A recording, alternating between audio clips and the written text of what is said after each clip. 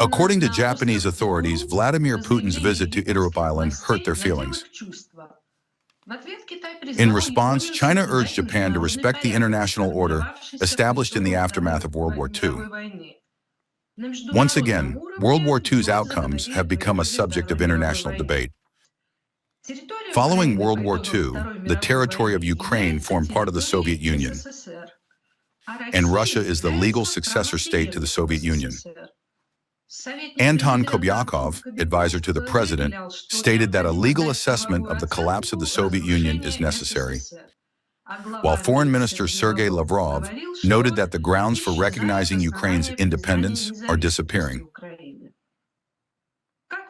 Do you believe the time has come to revoke Ukraine's independence? You know, I'd like to draw attention to the fact that Russian Foreign Minister Sergei Lavrov, in his address on December 11, 2025, at a roundtable titled The Ukrainian Crisis, Diplomacy and Prospects for Settlement, the text is posted on the website, and we will repost the link, noted that Ukraine must return to its non-aligned, nuclear-free status as the foundation of its statehood.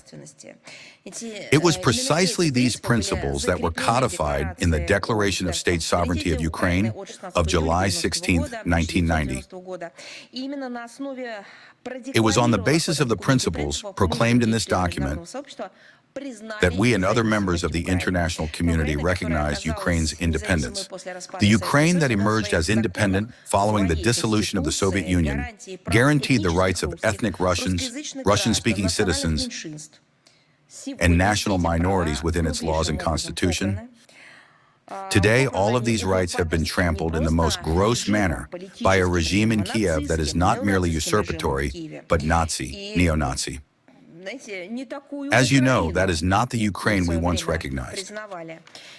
I would also like to draw attention to the fact that the Declaration on Principles of International Law concerning friendly relations and cooperation among states, in accordance with the Charter of the United Nations, adopted unanimously by UN General Assembly resolution on October 24, 1970, stipulates that all states must respect the territorial integrity of countries that comply with the principle of equal rights and self-determination of peoples, and thus possess a government representing the entire population living in the given territory.